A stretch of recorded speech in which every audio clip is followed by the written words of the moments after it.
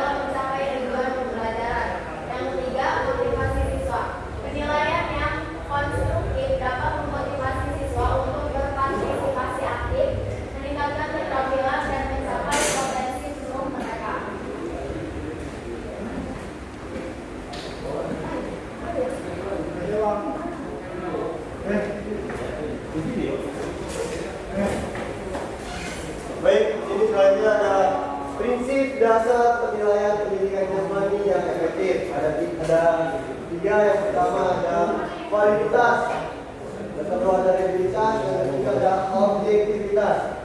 Nah, yang pertama adalah kualitas penilaian yang harus benar, yang harus benar-benar mengukur apa yang seharusnya diukur sesuai dengan tujuan pembelajaran. Jadi kualitas itu harus benar-benar dan valid. Yang kedua reliabilitas, hasil penilaian harus konsisten dan dapat diulangi tanpa bias yang digunakan.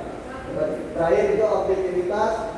Objektivitas ini adalah penilaian harus bebas dari subjek aktivitas mengajar dengan kriteria yang jelas dan terstandarisasi.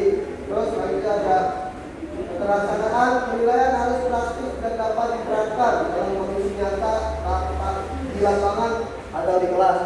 Terus keadilan sesuai semua siswa harus memiliki kesempatan yang sama untuk meningkatkan kemampuan mereka. Siapa nih? Terus di sini ada pendekatan penilaian formatif ini proses pembelajaran. Jadi observasi langsung itu pengamatan aktivitas siswa secara real time untuk memberikan umpan balik segera. Terus ada umpan balik berkelanjutan, jadi memberikan saran dan koreksi selama proses belajar mengajar untuk perbaikan. Terus jurnal reflektif, siswa mencatat pengalaman tentang dan tantangan dan pembelajaran mereka mereka dalam aktivitas fisik. Sini ada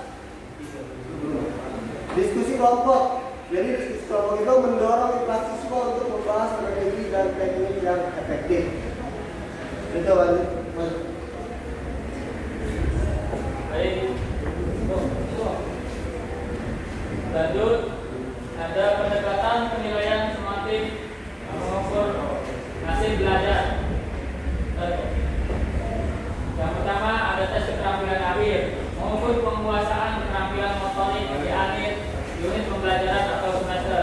Nah, jadi siap jenjang di semester akhir pasti kan ada yang namanya ujian praktek atau kayak seperti SAS summatif akhir semester ya, jadi itu. Terus yang kedua ada portofolio progres, kumpulan bukti pekerjaan siswa yang menunjukkan pertumbuhan dan pencapaian. Jadi mengumpulkan data-data yang telah diaplikasikan. Terus yang ketiga, proyek kinerja, siswa merancang dan melaksanakan aktivitas fisik atau program kebugaran. Terus lanjut ada metode dan instrumen menilai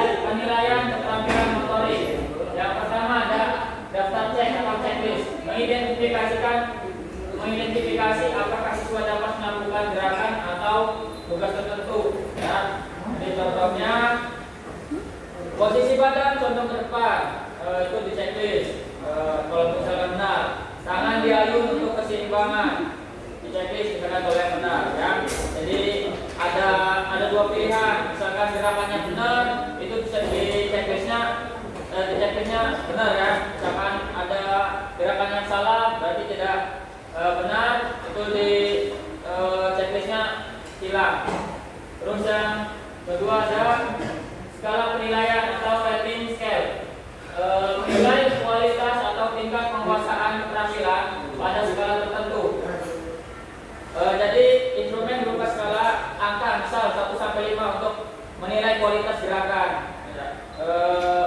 Contoh komponen gerak ada penilaiannya ada 1, 2, 3, dan 4 sampai 5. Koordinasi misalkan terdapat nilainya berapa? Ada 2, ya, nilainya 2. Terus keluasan itu kayak lentuk ya, badannya juga kaku.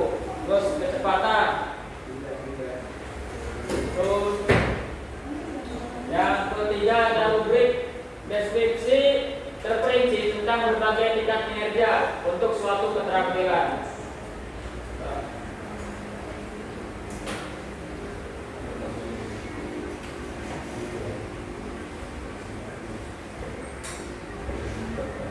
Terus tes kebugaran fisik, mengukur komponen kebugaran seperti daya tahan, kekuatan, kencaan, dan kecepatan. Ya, seperti kemarin tes kebugaran fisik, ya kayak kemarin kan kita mengetes daya tahan, contohnya kayak lari 30 menit, terus dikasih capaian harus mencapai 40 putaran selama 30 menit. Ya, mungkin itu dari saya. Lanjut, Pak.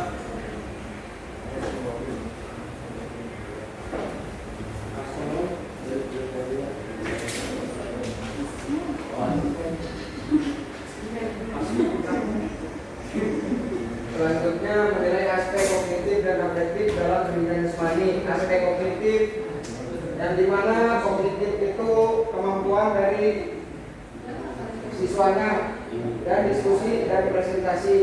Di kasus aspek afektif observasi perilaku. Jadi observasi perilaku adalah dimana seorang guru menilai kinerjanya dari kemampuan anak-anak yang selama dalam pembelajaran, dinilai itu kegiatannya tuh, sikapnya, perilakunya juga.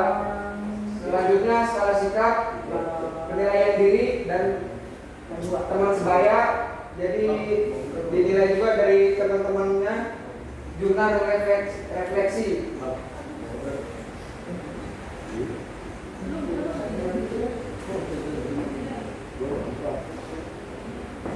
Penilaian ini membantu memastikan bahwa siswa tidak hanya melakukan aktivitas fisik, tapi juga memahami alasan dibalik tindakan olahraga tersebut. Penilaian afektif, aspek afektif ini menilai emosi, karakter, dan perilaku sosial siswa. Penilaian afektif diperlukan untuk memastikan bahwa siswa belajar nilai moral, bukan hanya kemampuan fisik.